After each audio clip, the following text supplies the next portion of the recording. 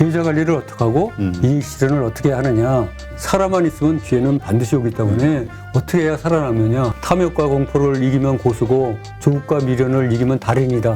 그 원칙을 안 지킬 때 자기 나름대로 그걸 지키기 위해서 벌칙을 만들어놔야 됩니다.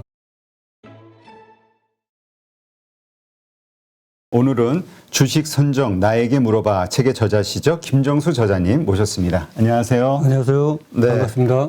우리 방송 전에도 잠깐 말씀 나눴지만은 보신 분들이 너무나 열렬하게 응원을 해주시고 또 좋아해 주셔가지고 그래서 이제 오늘 그러한 분들이 남기신 댓글을 바탕으로 또 이제 또 아주 그냥 정성껏 또 준비를 해오셨는데요.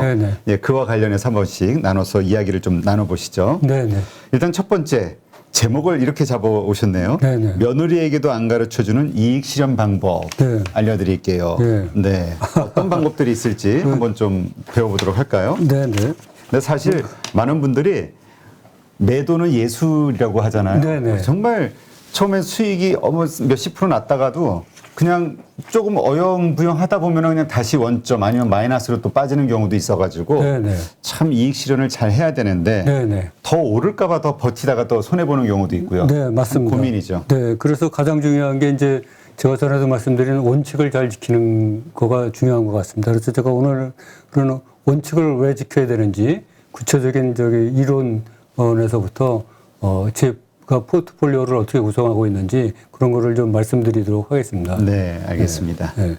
우리가 지난 시간에는 이제 매매 원칙 해갖고 33개 원칙을 제가 소개시켜드렸는데요.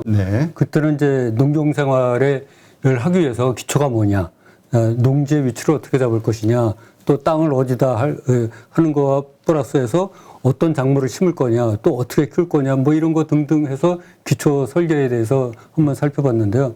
그 두 번째가 이제 그러면 어떤 농작물을 골라가지고 어떻게 키울 것이냐, 이런 거가 이제 해지되는데 결국 어떤 농작물이 잘 클 것인가 이런 거를 생각하려다 보면 이제 무엇이 좋고 무엇이 나쁘고 또 어떤 건 해야 되고 어떤 건 안 해야 되는지 어떻게 해야 안 물리고 살아나올 수 있는지 이런 것들을 이제 우리가 또 공부하고 연구해야 되는데 이거는 또 시간이 많이 걸려갖고 이제 점차 이제 제가 소개시킬 예정이고요.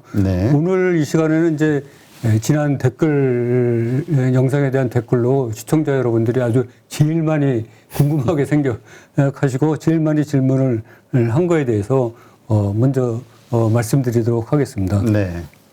바로 이제 계좌 관리를 어떻게 하고 이익 실현을 어떻게 하느냐 이런 문제인데요. 우리가 농경생활을 안전하게 하기 위해서는 가장 중요한 게 이 물 관리입니다. 물을 잘 관리해야 어떤 농작물이든지 적정하게 잘 크고 수확을 잘 얻을 수가 있을 것 같습니다. 그래서 이 물 관리 방법과 수확 방법에 대해서 오늘 집중적으로 얘기할 예정입니다. 그래서 이 물 관리는 그야말로 농작물이 죽느냐 사느냐, 내가 죽느냐 사느냐 이런 문제잖아요. 굉장히 중요한 문제고 이 농작물을 얼마나 잘 키우느냐 하는 이런 중요한 문제이기 때문에 이 어떻게 보면 생명수를 관리하는 거다. 우리가 이렇게 생각할 수 있습니다. 그래서 이거는 너무너무 중요하고 그 생명수 관리하고 관계가 되기 때문에 지난번 농경생활 하느냐 마느냐 이런 거는 이제 대개의 항목이 선택사항이었습니다. 근데 오늘은 진짜 필수사항입니다. 필수사항이라 가지고 지난번 영상을 20번 이상 보신다는 분도 계신데 이번 영상도 꼭 10번 이상 보셔가지고 그야말로 내 것으로 만들어서 이 험난한 주식 투자 생활에서 반드시 살아남아야 될 것 같습니다. 그래서 그야말로 며느리에게도 안 가르쳐주는 오늘 비법을 제가 들고 나왔습니다. 이게 중요한 이유가 왜냐 그러면요. 지난번에 이제 말씀드렸듯이 원금의 2배가 되면 그때부터 안도감이 생긴다. 이제 투자 생활을 여유 있게 할 수 있다. 이렇게 말씀드렸는데 이 원금이 투자되고 나서 2배까지 가기가 진짜 험난합니다. 어떤 때는 다 까먹기도 하고 또 추가 저처럼 깡통을 12번 차기도 하고 추가 증자도 하고 별의별 방법을 다 써야 되는데 이 죽음의 계곡을 우리가 넘어가야지 됩니다. 그래서 이 넘어가려면은 그야말로 지금부터 말씀드리는 이 계좌 관리가 필수적이다 이렇게 생각이 듭니다. 그래서 제가 이 계좌로 이제 넘어가기 위해서는 방법을 설명하기 전에 제가 이 발상의 전환을 얼마나 잘 해야 되느냐 그런 거를 설명시키게 드리기 위해서 제가 오늘 계란을 하나 갖고 나와봤습니다. 아, 그래요? 예, 제가 예. 계란을 다 가져오셔가지고. 예, 여기 보시면은 계란이 여기 있는데 이 계란을 우리가 콜럼버스 계란이라고 옛날부터 그러는데 이게 옛날에 콜럼버스가 살던 시절에 이 계란을 어떻게 세울 것인가. 그렇죠. 이거를 뭐 이렇게 하면 계속 굴러다니잖아요. 도저히 세울 방법이 없는 거예요. 그래서 모든 사람들이 이걸 못 세우고 정전긍긍하고 있을 때 콜럼버가 나타나서 왜 간단한 거를 그렇게 모르느냐, 하고 고민을 하느냐, 그냥 이거 이렇게 그냥 놔두면 굴러다니지만 이거 살짝 이렇게 쳐서 이렇게 하면은 쓰지 않느냐. 이렇게 발상 전환을 해라. 이게 계란을 깨트린 것도 아니고 그렇죠. 단지 여기 살짝만 눌러서 이렇게 쓰면 세우는 건데 이렇게 쉬운 거를 모르느냐. 이렇게 이제 콜럼버스가 얘기를 해서 그 다음부터는 이 달걀이 콜럼버스의 달걀이 됐는데 지금 여러분들이 이렇게 하시는 것도 알고 나면 아무것도 아닙니다. 알고 나면 아무것도 아닌데 알기 전에는 그야말로 그 주식 생활을 하는데 너무 힘든 거죠. 이것 때문에 잘못하다가 저처럼 깡통 차고 아니면 주식시장에서 영원히 퇴출될 수 있습니다. 그래서 오늘 지금부터 말씀하시는 거를 잘 듣고 하셨으면 좋을 것 같습니다. 네. 자료로 들어가도록 하겠습니다. 이 자료에 4분할 4계좌 매입 방법 지그재그 이렇게 돼 있는데 네. 이 기본 원리는 그 분산하고 분할하고 분리한다. 이게 기본 원리입니다. 이게 제가 만든 말인데 분산하고 분리하고 분리한다. 지난번에 말씀드렸듯이 우리가 저 같은 경우는 10개 종목으로 분산한다고 그랬지 않습니까? 네네. 종목을. 그 10개 종목을 분산하면서 거기에 끝나는 게 아니고 이 계좌를 4개의 계좌로 불하는 4개의 계좌를 오픈을 하는 거예요. 그래서 같은 증권회사에서 4개를 오픈하든지 아니면 뭐 증권회사를 달리하든지 하여간 4개의 계좌를 오픈한 다음에 또 매수 강력도 지난번처럼 10% 떨어졌을 때, 20% 떨어졌을 때, 30% 떨어졌을 때 이렇게 또 4개로 나누는 거죠. 그래서 철저하게 분산하고 분할하고 분리하는 겁니다. 그래서 제가 아주 단순하게 이걸 만들었습니다. 최근에 어떤 책을 보면은 그 포트폴리오 방법만 뭐 10몇 가지를 소개하고 있는데 이 방법은 아주 단순한 딱 한 가지입니다. 4분할 4계좌에다가 조금 후에 쓰는 2분할 2계좌 둘 중에 하나만 택해서 본인이 실행하면 됩니다. 그러니까 그 계좌를 2개만 만들어서 운영하든지 아니면 지금 얘기하시는 것처럼 4개 계좌를 그렇죠. 만들어서 분할해서 네네. 관리하든지. 네. 그래서 2가지 방법 중에 하나를 선택하면 될 것 같고요. 요거를 제가 지금부터 사용하는 방법을 말씀드리도록 하겠습니다. 네. 여기 보면은 이제 매입 횟수라고 있잖아요. 네. 여기 이제 1회차 매입 횟수입니다. 일단 한 종목입니다. 네. 한 종목을 매입하고 처음에 매입 원가를 해갖고 이제 요 100원에 만약에 매입을 했다. 네. 그러면 이제 10% 떨어지면은 90%일 때 이제 매입하는 거 아닙니까? 90원에 그렇죠. 사는 거죠. 또 20% 떨어지면 80원에 사는 겁니다. 그렇죠. 그리고 30% 떨어지면 70원에 사는 겁니다. 여기서 두 번째 종목을 매입할 때는 그 100으로 사는 새로운 종목은 이 30% 떨어진 네 번째 계좌에서 매입을 하는 겁니다. 그죠? 그러면 여기에 100원이 들어가요. 종목은 틀리지만 뭐 가격은 같다고 보면. 네네. 그러면 그 다음에 이제 또 역으로 10% 떨어졌을 때는 이게 90이 되죠. 네. 그리고 80이 되고 70이 됩니다. 그래서 두 번째 종목은 이렇게 네 번째 산 게 이제 70이 되죠. 그리고 세 번째 종목을 또 다시 사면은 이게 또 100을 첫 번째 계좌에서 사는 겁니다. 네. 첫 번째 계좌에 사고, 그 다음에 10% 떨어지면 또, 두 번째 계좌에 사고, 그 다음에 또 떨어지면 세 번째, 네 번째. 그리고 그 다음에 네 번째 종목은, 네 번째 계좌에 처음 매수를 하는 거죠. 그래서 두 번째 계좌, 세 번째, 네 번째. 이렇게 이제 지그재그로 왔다 갔다 하면서 10개의 종목을 다 사는 경우, 이거를 나중에 이렇게 합쳐보면은 850씩 돼서 이게 10개로 나눠보면 85. 평균 단가가 85가 됩니다. 그래서 이 4개의 계좌의 평균 단가가 모두 똑같아지는 거죠. 그런데 여기서 이제 중요한 거는 이걸 뒤집어 봐서, 뒤집어서 이제 이거를 만약에 50%가 하락이 됐다. 네. 제가 이제 찾는데 아주 그 운이 나빠서 시장이 폭락을 했어요. 10개 종목이 모두 다 50%가 하락했어요. 네네. 10개 종목이 다 50%가 하락을 했다는 거는 결국은 지수도 50% 정도 하락했다는 거잖아요. 네. 그러면은 이 아까 보여드린 거기에서 첫 번째 매입한 거는 무려 50%가 손실이 났겠죠. 네. 그리고 두 번째 산 거는 42 손해가 났고 세 번째는 50, 30, 그 다음에 네 번째는 20이 손해가 났습니다. 근데 저희가 지그재그로 샀기 때문에 요거 두 번째 종목은 50%가 불행하게도 또 50이 손해가 났죠. 그리고 두 번째 산 거는 40, 또 세 번째 산 거는 30, 그리고 네 번째 산 거는 20이 손해가 났죠.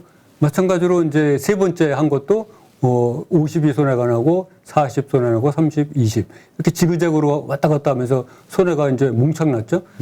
그러면 이 손해 난 규모가 얼마냐를 합쳐보면 이게 모두 350씩 손해가 났습니다. 네. 주가가 내가 하나도 안 팔았는데 어느 날 갑자기 자고 일어났더니 50% 폭락을 했다. 이럴 경우 350씩 손해가 나서 평균 35 정도 손해를 난 거죠. 그러니까 35% 손해가 났다고 보면 되죠. 그러니까는 지수는 50% 빠졌는데 내 계좌는 35%밖에 안 빠진 셈이죠. 그러니까 지수보다 훨씬 뭐라 그럴까 좀 덜 빠졌다. 15% 더 여유가 있다. 이렇게 생각하시면 될 것 같습니다. 네. 그러니까 이걸 좀 정리를 해보면 네네. 자 계좌를 4개를 만들었어요. 네. 제가 예를 들어서 첫 번째 종목을 샀습니다. 네. 100%. 그 다음에 그러니까 첫 번째 계좌 이렇게 나누죠. 첫 번째 계좌에는 네. 어떤 주식들이 들어가는 거죠? 첫 번째 계좌에는 지난번에 말씀드린 그 물려도 살아남을 수 있는 종목 내가 선정한 게 들어가는 거죠. 근데 100%일 때 네. 그러니까 원가가 이제 100원에 100이다. 샀고 네. 그 다음에 그 통장에 또 10%가 빠지면 그 주식 사고 다음 계좌를 틀리게 하는 거죠. 그러니까 10%가 빠지면 두 번째 계좌에 그렇죠. 사고 예. 세 번째 20% 빠질 때는 세 번째 계좌 사고 30%가 빠졌을 때는 네 번째 계좌 사고 다시 새로운 종목을 살 때는 네 번째 산 그 계좌를 첫 번째 산 종목을 이제 편입시키는 거죠. 그렇군요. 이게 한 계좌 이렇게 그게 아니라 아까 초기에 계좌를 4개 만들었지 않습니까? 그렇죠. 4개를 만들어서 살 때마다 순차적으로 계좌를 바꿔가면서 사는 거죠. 그러니까 첫 번째 계좌에서는 첫 번째 100원에 산 거, 네. 그 다음에 두 번째 계좌에서는 마이너스 10%가 났을 때 그거 사고, 맞습니다. 세 번째는 20% 났을 때 그 종목 사고, 그 다음에 네 번째 계좌에서 30% 났을 때 그 종목을 사고, 또 새로운 주식을 100원에 살 때는 이 네 번째 계좌에서 또 사주고 첫 번째 사는 거죠. 첫 번째? 그러니까 첫 번째 사는 그렇죠. 네 번째 계좌에 맞습니다. 그다음에 그 주식이 다시 10%가 빠졌을 때는 두 번째 맞습니다. 두 번째 계좌로 간다는 거죠. 그러니까는 끝에서 세 번째 계좌니까 두 번째죠. 이렇게 지금 여기 말씀드렸듯이 이렇게 보시다시피 그리고 한 번 더 떨어지면은 이제 여기 요 계좌에서 사는 거고 한 번 더 떨어지면 요 계좌에서 편입을 시키는 거죠. 그러니까 이렇게 정말 지그재그네요. 지그재그로 이렇게 이제 가격을 단순화하기 위해서 이해를 이렇게 해서 단순화해서 모두 100원으로 통일했는데 원리는 똑같죠. 이렇게 왔다 갔다 하면서 이렇게 지그재그로 사서 그때마다 계좌를 이제 편입시키면은 이제 이런 결과가 나온다. 그래서 이제 그거를 살 때는 원가였었는데 어느 날 자고 일어나니까 갑자기 50% 하락하는 경우가 있어서 최악의 경우를 생각하면은 이렇게 손실이 나서 그 지수는 50% 하락을 했는데 내 계좌는 35%밖에 하락을 안 했다. 오히려 시장 대비 덜 하락을 했다. 그래서 15% 여유가 있다 이런 말씀이죠. 그러니까 이렇게 계좌를 관리하자. 이렇게 계좌를 해주시는 거군요. 이렇게 계좌를 관리하면은 좋을 것 같다. 이거는 이제 제가 다 맞는 방법입니다. 어디 책에서 본 게 아니고요. 제가 이렇게 실제로 운영을 하다 보니까 계시는. 보니까 이제 이 방법이 좋을 것 같다. 이렇게 제가 실전으로 터득한 겁니다. 자, 그다음에 이제 계좌를 저렇게 하면 이제 약간 복잡하고 이러니까 이제 이 두 계좌를 만들어서 2분할로 가는 거죠. 그래서 아까보다는 뭐 약간 그 편의성으로는 이게 뛰어난데 심플한데 이제 안전성으로는 저게 더 훨씬 더 우수합니다. 그래서 보면은 여기 보면은 아까와 마찬가지로 원리는 똑같습니다. 매입 횟수 첫째, 두 번째, 세 번째, 네 번째 종목이 이렇게 쭉 있지 않습니까? 네. 근데 첫 번째 계좌에 사자마자 원매입가 그랬는데 여기 100이 들어가 있죠. 첫 번째 구입했을 때는 매입했을 때는 100으로 네. 했는데 두 번째 매입하면 10% 떨어졌으니까 두 번째 계좌에 두 번째 계좌에서. 근데 20%가 만약에 떨어졌다. 그러면 첫 번째 계좌를 사는 게 아니고 편입하는 게 아니고 두 번째 계좌에 편입을 합니다. 예? 그래서 90에 80으로 내려앉았죠. 네. 세 번째.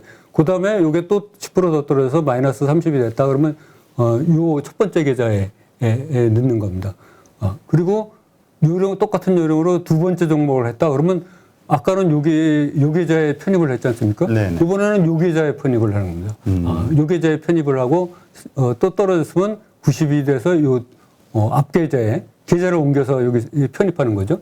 그리고 또 더 떨어졌다 그러면 이렇게 내려앉으면서 그 같은 계좌에 80을 하고 또 이렇게 70 한번 떨어지면 이렇게 해서 지그재그로 이것도 이걸 이제 잘 생각을 하셔야 돼요. 알기만 하면 너무 간단합니다. 그렇죠. 이렇게 지그재그로 이렇게 하고 또 두 번째 사는 거는 이렇게 지그재그로 하고 세 번째 사는 거는 이렇게 지그재그로 하고 네 번째 사는 거는 이렇게 지그재그 이렇게 이제 해서 똑같은 방법으로 아까와 똑같은 방법으로 10개를 다 샀다. 네. 그러면은 이제 이게 총 매입가가 이렇게 되고 요거를 나누면 아까와 똑같이 85가 됩니다. 평균 단가가.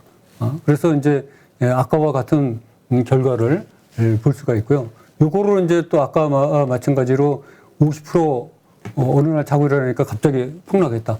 이것도 이제 그 손실액을 따져보면은 첫 번째 종목이 50% 떨어졌으니 지수가 50% 하락했으니까 이게 50% 빠졌으면 50% 손해잖아요. 네네. 그리고 그 다음에는 40% 손해고, 그 다음에는 30 손해고, 20 손해고, 또 마찬가지로 이번에는 요게 50이 손해죠. 아까 제일 먼저 편입을 했으니까 50 손해, 40 손해, 30 손해, 20 손해. 또 마찬가지로 세 번째는 50, 40, 30, 20 이런 식으로 똑같은 논리로 이렇게 반복해서 10개의 종목을 이제 다 만약에 구입했는데 50%가 떨어지는 불상사가 생겼으면 모두 이게 손실액이 700이나 됩니다. 근데 요거를 이제 계좌별로 나눠서 이렇게 하면은 35가 되죠. 아까와 같이 똑같이 35가 나옵니다. 그래서 이제 계좌를 이게 여유 있게 우리가 관리를 할 수가 있습니다. 그러니까 이게 결국은 이 변동성이 아주 클 때 시장이 네네. 폭락하는 어떤 어려운 상황이 와도 네. 심리적으로 딱 안정감을 네네. 갖게 해주는 네네. 그런 역할을 하겠네요. 네네. 예. 그래서 이제 제가 요거는 이제 전체적인 아웃도 라인을 말씀드린 거고 이제 세부적인 거를 하나씩 말씀드리도록 하겠습니다. 네. 그 다음 자료를 보면은 아까 말씀드렸듯이 그 지수와 같이 연동된다 이렇게 썼는데 사실은 아까 표에 보시다시피 그 지수보다 오히려 15%덜 하락하지 않습니까? 여유가 있는 겁니다. 그래서 그 지수 50% 하락은 그야말로 뭐 대표님도 경험해 보셨지만 10년에 한 번 있을까 말까 하는 그런 그렇죠. 불상사잖아요. 이번에 코로나 이때도 50%가 한 번에 하락하진 않았죠? 뭐 거의 50% 가까이 전고점 대비. 전고점 대비. 네, 전고점 대비 그렇게 하락을 했죠. 그래서 지난번 2008년인가요? 뭐 금융위기, 또 코로나 사태, 뭐 이런 때 아니고는 사실은 뭐 빠져도 한 30% 빠지다가 그렇죠. 올라가고 그러는데 이제 최악의 경우를 생각했을 때 우리가 살아남아야 되니까 그걸 가상을 해본 거고요. 또 이 지수 폭락 시에는 이제 10년에 한 번씩 위기가 오지만 우리가 살아남는 게 중요하지 않습니까? 그렇죠. 살아남아야 뭐 그 다음 기회를 노리잖아요. 우리가 이번에 코로나 사태 때 얼마나 많이 좋은 경험을 했습니까? 살아있는 사람들은 다 더 잘 됐는데 거기서 죽은 사람들은 그냥 죽은 것으로 끝났잖아요. 참 너무 안타까운데요. 그래서 이 살아만 있으면 기회는 반드시 오기 때문에 어떻게 해야 살아남느냐. 그런 원리 속에서 이제 제가 이 표를 만들고 실제로 이렇게 하고 있고요, 지금은. 네. 그리고 이제 두 번째로 사항이 원가격에서 마이너스 10, 20, 30% 하락 시 이제 추가 분할 매수한다. 또 추가 평단가에서 10% 하락하는 경우에는 추가 매수하는 것이 아니다. 이제 평단가가 두 번, 세 번 이렇게 하다 보면 조금 떨어지잖아요. 그렇죠. 거기서 10% 하락하는 게 아니고 떨어졌을 때 매수하는 게 아니고 원단가. 그렇죠. 처음에 샀던 그 가격에서 네네. 10%, 20%, 30%. 네, 그거를 아주 정확하게 지켜야 됩니다. 이거를 사람들이 안 지키거든요. 그러니까 네? 왜냐면 하다 보면은 어차피 네네. 좀 이럴 거 좀 물 좀 타자. 예. 예? 근데 왜냐면 그렇게 생각할 수밖에 없는 게 이게 10% 떨어진 다음에 또 20% 떨어지고 그 다음에 30% 떨어지는 게 딱 로직이 확실하면 그런데 네. 10% 떨어졌다 반등할 수도 네, 있고 반등할 것 20% 같거든요. 떨어졌다 반등할 수도 네, 있고 네, 맞습니다. 그러니까 조금이라도 낮은 가격에 주스 늘리려고. 예, 예, 기회를 놓칠 것 같아서. 그렇죠. 그러지 절대 그러면 안 된다. 네, 절대 그러면 안 되고요. 뭐 5% 떨어졌다, 15% 떨어졌다, 20% 떨어졌다 이때 추가하면 안 되고요. 철저하게 원칙을 고수해야 됩니다. 만약에 원칙을 고수 안 하면은 아까와 같은 표가 성립될 수가 없어요. 그렇죠. 예, 예. 예, 그래서 여기서 가장 중요한 게 조급하지 말아야 되는 거거든요. 기회를 놓칠까봐 애달아하고 조급하면. 그렇죠. 이게 그럼 날아가면은 아까워가지고 네네. 같으니까. 그래서 제가 이제 즐겨 쓰는 말 중에 하나가 이게 탐욕과 공포를 이기면 고수고 조급과 미련을 이기면 달인이다. 이렇게 했는데 저는 그 열동 깡총 찾아보니까 탐욕과 공포는 어느 정도 이기는 것 같은데 아직도 조급과 미련은 못 이기는 것 같습니다. 그래서 저도 아주 조급할 때가 많거든요. 그래서 이게 좀 내려오다가 한 8%, 7% 내려오다가 이게 꼭 반등할 것 같거든요. 그렇죠. 그러면은 아주 이제 좋은 그 매수 기회를 또 놓칠까봐 이게 조바심이 나는 거예요. 그래갖고 뭐 저도 옛날에는 그 원칙을 못 지켜갖고 고생 많이 했는데 제가 그 시청자 여러분한테 권하고 싶은 거는 그럴 때마다 제가 오늘 이 들고 나온 달걀을 생각하시고 또 아까 만든 그 표를 딱 그 프린트해서 그 모니터에 붙여놓고 나는 이거 절대로 지킨다. 이렇게 해야 됩니다. 이거 안 지키면은 무용지물이 되고 잘못하다 생명수를 먼저 마셔버리는 경우가 있거든요. 그래서 위기가 왔을 때 죽게 됩니다. 네. 그리고 제가 보면은 심리가 가장 언제 흔들리겠습니까? 어려울 때. 예. 어려울 때도 흔들리지만은 또 올라갈 때. 제 생각에는 심리가 가장 흔들리는 거는 이게 매입을 못할 때도 아니고 매도를 못할 때도 아니고 또 이익이 안 날 때도 아니고 또 손실을 봤을 때도 아니고 제가 이렇게 경험해 보면은 원칙 없이 왔다 갔다 할 때 이러면은 결국에는 내가 장이 끝나거나 한 달, 두 달 지나가면 내가 뭐 했나 이런 생각이 들면서 내가 제대로 했나 하면서 멘붕이 오기 시작합니다. 그러면서 자신감이 없어져요. 그렇죠. 자신감이 무너지기 때문에 원칙을 이거 항상 지켜야 됩니다. 그래서 원칙을 안 지키고 이익이 나면은 혹시라도 이익이 나면은 그건 자기 자신을 질책을 해야 됩니다. 왜냐 그러면 언젠가는 반드시 망하거든요. 지금은 이익을 좀 본 것 같아서 본 것 같아도 좋지만 네네. 예를 들어서 10%까지 떨어져야 되는데 내가 요령 부리다가 한 8% 떨어졌을 때 사갖고 이거 먹었어 10%. 내가 좋아. 근데 한두 번은 먹을 수 있지만 결과적으로는 위기 시에 탈출을 못하고 그렇게 되면 이제 주식 투자를 하는 것이 아니고 도박꾼으로 전락하게 되는 거죠. 네. 이 표나 뭐 이런 거는 어디까지나 그 확률과 통계에 의해서 작성된 건데 그 확률과 통계에 의하지 않고 운에 의존하다 보면 운에 의존하는 그 경우는 이제 도박이잖아요. 그렇죠. 그러면 말로가 뻔히 정해진 거죠. 근데 이제 원칙을 지키고 이제 손해가 날 때, 이럴 때는 오히려 칭찬을 해줘야 돼요. 비록 돈을 잃었지만, 내가 원칙을 지켰다. 그러면 반드시 끝에 가서는 보상이 옵니다. 장기적으로 이익이 됩니다. 그래서 그 원칙을 안 지킬 때 자기 나름대로 그걸 지키기 위해서 벌칙을 만들어 놔야 됩니다. 그래요? 어떤 벌칙을 만드셨어요? 그래서 옛날에 제가 주식 처음 배울 때는 이렇게 공부할 때는 어떤 고수는 원칙을 안 지킬 때마다 스티커를 원칙 안 지킨 내용을 해서 여기다 붙여놓고 그게 쌓이면은 그 질겅질겅 씹어서 그걸 다 삼켜서 먹었다 그러더라고요. 종이를? 예, 종이를요, 스티커를. 또 어떤 분은 아주 송곳을 갖다 놓고 원칙을 안 지킬 때마다 자기 다리를, 자학인데. 그런 지독한 분도 계셨고, 저 같은 경우는 그거는 너무 진짜 말씀대로 자학이라서 저는 그 뿅망치 같은 걸 하나 마련했습니다. 그래서 원칙을 안 지킬 때마다 그 뿅망치로 저 자신을 이렇게 두들깁니다. 이거 또 왜 원칙을 안 너무 지켰냐. 몸을 아끼셨는데? 몸빵이 될 것 같은데, 뿅망치는? 예, 그래, 나름대로 그냥 요령으로 뿅망치가 그래도 각성을 시키면서 이렇게 제가 쓰는 방법인데요. 이 시청자 여러분들도 각자 뭔가 하나 자기 나름대로의 원칙을 안 지켰을 때 나한테 주는 벌칙을 마련해놔야 될 것 같습니다. 네. 자, 이렇게 이제 철저하게 계좌를 관리하자. 네네. 근데 이제 그 외에도 좀 보니까 현금 투자만 하자. 신용하지 네네. 말고. 네네. 네, 이런 얘기. 네네. 그래서 이제 제가 12번 깡총차게 된 근본 원인이 신용을 많이 써서 그렇지 신용. 않습니까? 그래서 일단 뭐 주식 투자는 현금으로 하는 게 제일 중요할 것 같고요. 그래서 부득이 신용을 쓰게 되는 경우에는 2차 매수 시에는 현금을 쓰고 3차, 4차 매수할 때는 신용을 써라. 그래야 이게 이제 나중에 떨어지다 보면 담보 비율 부족이 될 확률이 굉장히 낮아진다. 그렇죠. 이렇게 되고요.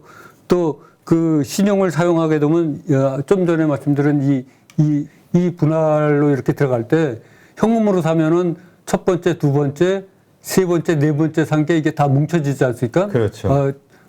첫 번째하고 네 번째가 뭉쳐지고 두 번째가 하고 세 번째가 뭉쳐지잖아요. 뭉쳐지는데 신용을 만약에 세 번째 살 때하고 네 번째 살 때하고 쓰면은 이게 분리 계산이 되잖아요.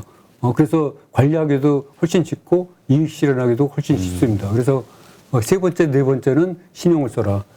이렇게 권하고 싶습니다. 그러니까 20%, 30% 마이너스 났을 때. 네네. 네. 그러니까 가능하면 현금으로만 하고. 네, 가능하면 현금으로 하면 됩니다. 네. 그리고 이제 지금 4분할은 계좌가 4개고 2분할은 계좌가 2개인데 예를 들어서 4분할로 할 때 각 계좌마다 이 이익 실현하는 시기가 틀려지지 않습니까? 그렇죠. 네, 그러면은 네 번째 상기에 제일 먼저 이익을 실현하게 되지 않겠어요? 네. 그러니까는 이게 계좌가 뭉쳐 있으면은 그때 이익을 실현할 수가 없잖아요. 근데 네 번째 산 거가 네 번째 계좌에 있으니까 여기 10% 오르면 그냥 팔면 됩니다. 고민 안 하고. 그죠? 그리고 또 10% 올라오면 요 세 번째 거를 팔고 이렇게 각 분리됐으니까 이익도 분리해서 실현해라. 이익도 분리해서 실현하고 만약에 현금으로 2분할 1에서 현금으로 다 사는 경우에는 이 합산가에 10%가 올랐을 때 10%가? 올랐을 때 이익을 실현해야 된다. 그러니까 이 매도 시점이 네. 그냥 제가 전에 말씀드리기로는 그냥 10% 이익이 나면 판다. 네, 이렇게 네. 들어서 네. 그냥 주식의 총합이 그러니까 첫 번째 산 주식이 10% 그러니까 원가에 사고 100원에 사고 또 90원에 샀다. 근데 그 합쳐서 얘에서 95원이 되네. 네네. 거기서 10% 오르면 그냥 판다. 이게 아니라 계좌 전체를 보는 건가요? 그러니까 계좌 전체가 아니고 계좌 단위별로, 각 별개로. 예를 들어서 아까 이제 여기 다시 자료 보시겠습니다. 4분할 4계좌 방법에서 제가 매입했을 첫 번째 종목이 이제 1차, 2차, 3차, 4차에서 190, 80, 70 이렇게 돼 있지 않습니까? 그러면 샀어요. 샀어요. 그러면 계좌 4개에 쫙 4개가 깔렸지 않습니까? 그렇죠. 근데 주가가 반등했어요. 그러면 이게 10%에서 여기서 샀는데 재수가 좋아갖고 반등을 해서 이제 80% 상황으로 가면은 요 30% 떨어졌을 때 산 그 계좌만 파는 겁니다. 그 주식 전체를 10% 이게 아니라 내가 그 주식을 샀던 그 가격에서 그렇죠, 10%가 올랐을 때마다 그러니까 분할 매도가 되는 거죠. 분할 매수했으면 분할 매도해라. 그래야 이익을 이익이 내 주머니에 들어온다 이거죠. 그 중요성에 대해서는 제가 조금 이따 또 말씀드리도록 하겠습니다. 네, 그렇군요. 그죠? 이렇게 4번에 나눠 샀으면 4번에 나눠서 각기 팔아라. 왜냐 계좌가 4개로 나눠져 있기 때문에 얘가 얼마 남았는지 금방 알 수가 있잖아요. 그리고 2계좌로 분할했을 경우는 이제 2계좌에 맞춰서 신용을 썼으면 4번에 나눠서 팔 수 있고 이제 현금을 썼으면 2번으로 나눠서 팔 수밖에 없는 그런 상황이 되는 거죠. 그렇군요. 그러니까 가장 최근에 산 주식을 먼저 팔게 되겠네요. 그렇죠. 그렇게 되는 거죠. 그리고 또 그게 만약에 신용을 썼다면 또 그게 신용일 가능성이 높은 거고. 그래서 이제 신용도 줄고 이익은 늘고. 근데 그런 경우는 어떻게 합니까? 예를 들어서 30%대 사고 20%대 마이너스 산 거. 그 두 개는 정리가 됐어요. 근데 그 다음에 다시 하락하거나 이렇게 되면 그 앞에 원 가격과 마이너스 10%에 산 가격대의 그 주식은 어떻게 처리하죠? 그거는 이제 계속 갖고 있는 거죠. 그거는 계속, 왜냐하면. 밑으로 더 떨어지면 또 사고요. 왜냐하면은 내가 처음에 살 때 나는 물려도 살아나올 수 있는 주식만 샀거든요. 처음에 살 때. 그래서 내가 산 주식은 반드시 돌아온다. 이런 가정을 하고 있기 때문에 그거는 그냥 두는 거죠. 그렇군요. 예, 예. 그래서 이제 여기서 보면은 제가 매도 저급증을 극복해야 된다. 예약 매도의 기능을 활용해라 이렇게 됐는데 저도 이익이 조금 나면 예를 들어서 뭐 3%, 5% 이렇게 남았다. 그러면 이거 또 놓쳐버릴 것 같거든요. 그렇죠. 그리고 이 효과창이 현란하게 바뀌잖아요. 하루에도 몇 번씩 흔들어대니까 이게 이제 꼭 놓쳐버릴 것만 같은 그런 상황이 발생하기 때문에 이거를 10%가 오를 때까지 못 기다리고 그렇죠. 뭐 3, 4%, 5% 남으면 또 확 팔아버리고. 그렇죠. 왜냐면 요즘 같이 네. 만 예를 오늘이라고 쳐보면 어제나 네. 오늘 지금 내가 5% 수익이 났는데 가만히 있어봐 이거 금리 인상에 대한 테이퍼링 발표가 있고 네네. 시장이 빠질 것 같은데 네네. 그럼 지금 팔아버려야 되는 거 아니야? 이런 생각할 수 있잖아요. 예, 맞습니다. 예, 그런 불안한 생각 때문에 기다리질 못하고 그냥 몇 프로 먹고 던지는 거죠. 그러면 던질 때 좋았는데 나중에 보면 얘가 또 날아가 있어요. 올라가 있고. 그래서 저도 이 매도 저급증 때문에 사실은 과거 1년 이상을 고생 많이 했습니다. 그리고 이 병이 한번 걸리면은 고치기가 쉽지 않아요. 그렇죠. 사람이 불안 심리가 있기 때문에. 그래서 이럴 때는 예약 매도 기능 있잖아요. 다 네. 증권회사마다 거기에다가 예약 매도를 걸어놓고 아예 쳐다보지 않는 게 자기의 습관을 나쁜 습관을 고칠 수 있는 방법인 것 같습니다. 네. 그다음에 보면 또 반대로 이 100% 이익이 나도 또 못 파는 사람들이 있어요. 거꾸로. 그렇죠.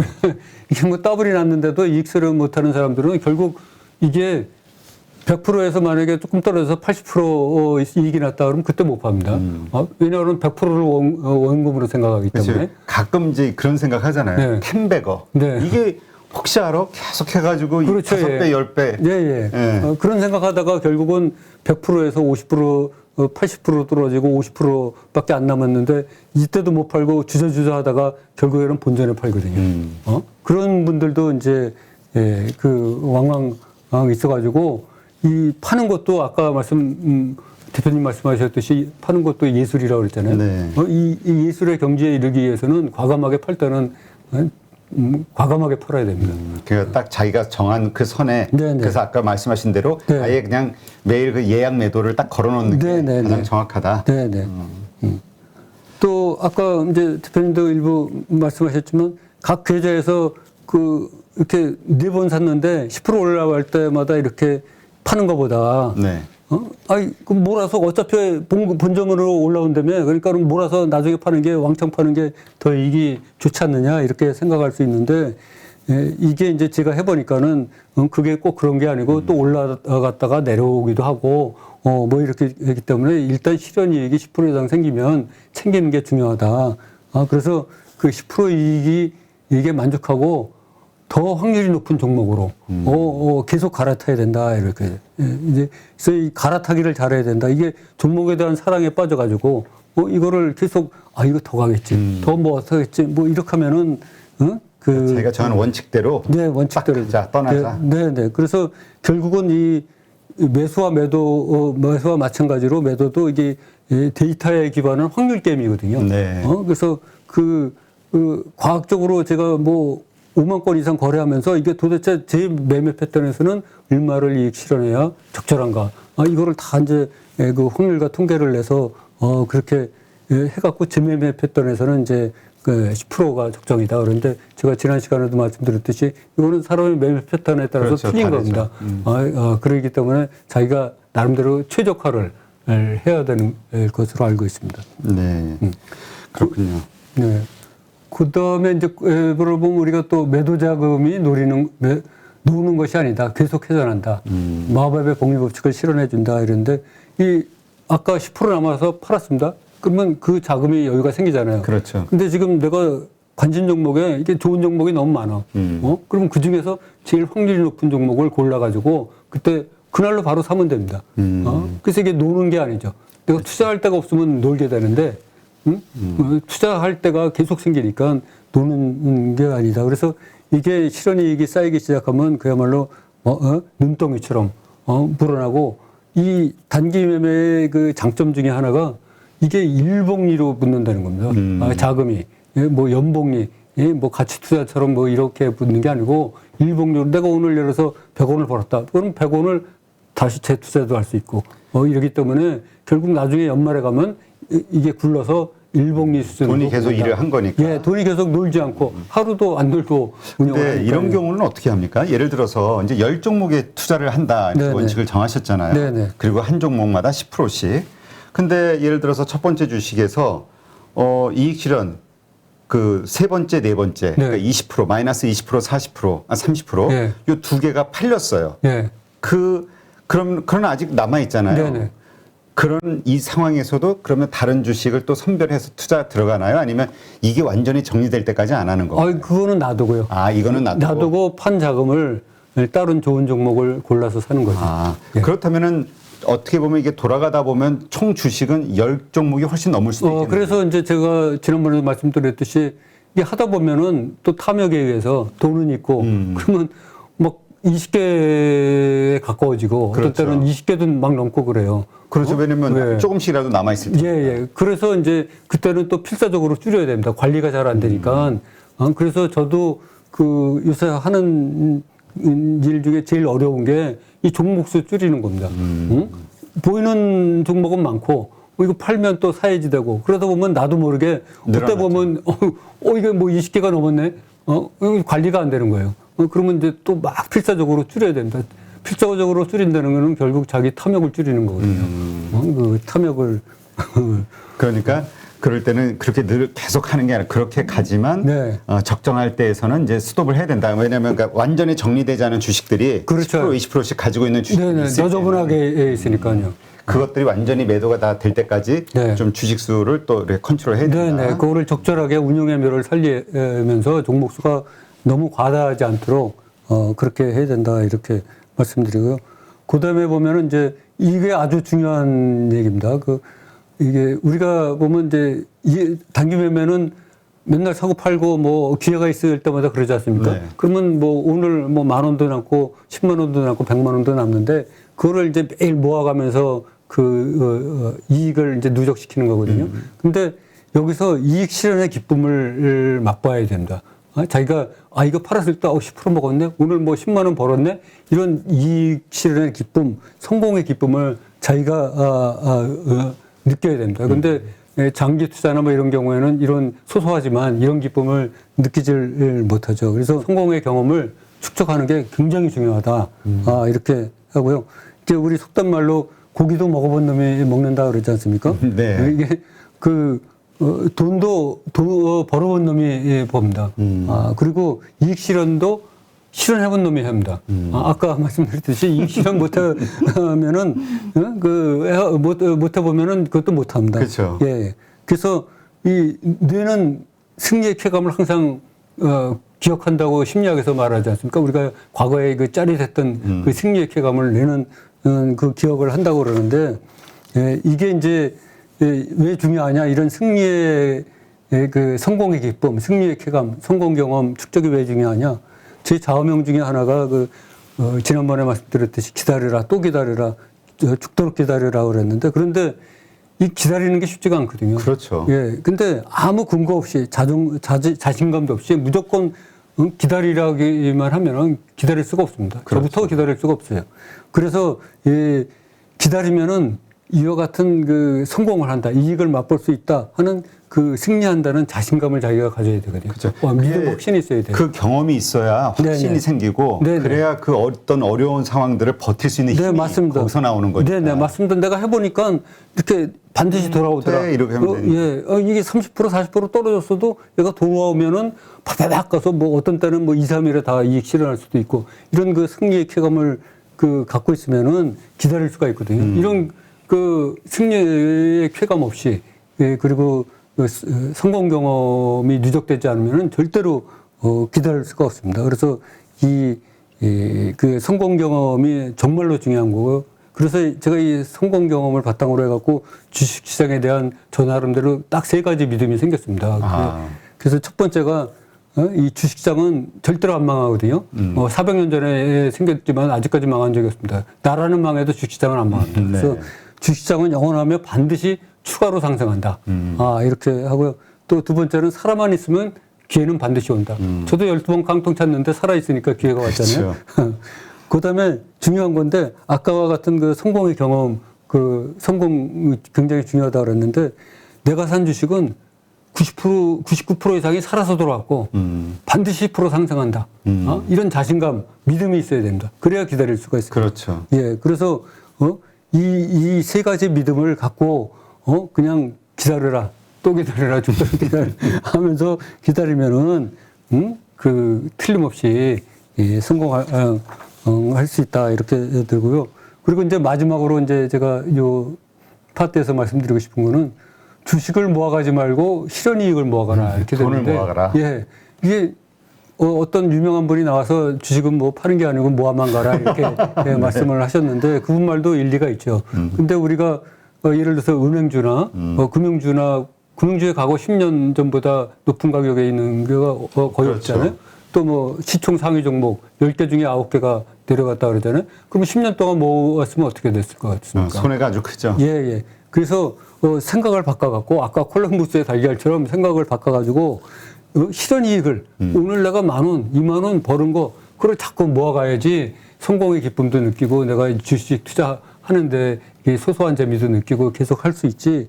그냥 뭐 모이지 않는 주식 모아갈수록 계속 가치는 내려가는데 그렇죠. 예? 우리가 성공의 기쁨을 우리가 거둘 수 없다 이렇게 생각을 합니다. 그래서 주식을 모아가지 말고 실현이익을 모아가라 이렇게 말씀드리도록 하겠습니다. 알겠습니다. 네. 며느리에게도 안 가르쳐주는 이익 실현, 그러니까 계좌 관리하는 법, 그 다음에 수익을 실현하는 방법. 네, 이거에 대해서 우리 그 진짜 12번 깡통 차면서 그 얻으신 경험을 바탕으로 만든 확률에 의거한 네, 이 방법을 이제 지금 설명을 해주셨는데요. 네, 한번 방송 보신 분들 공감이 가신다면 한번 철저하게 따라 보시는 것도 따라 해보시는 것도 좋을 것 같아요. 예, 예. 그러니까 어떤 분들은 10가지 가운데서 7가지만 마음에 드는 거 따라하고 3가지는 임의대로 그리고 난 따라했는데 이런 분들 있거든. 예, 예. 그렇죠? 이러면 안 되죠. 네, 네, 맞습니다. 10가지 다. 예, 아주 철저하게 아까 말씀드렸듯이 원칙을 지키는 게 제일 중요합니다. 네, 예, 예. 알겠습니다. 네, 네.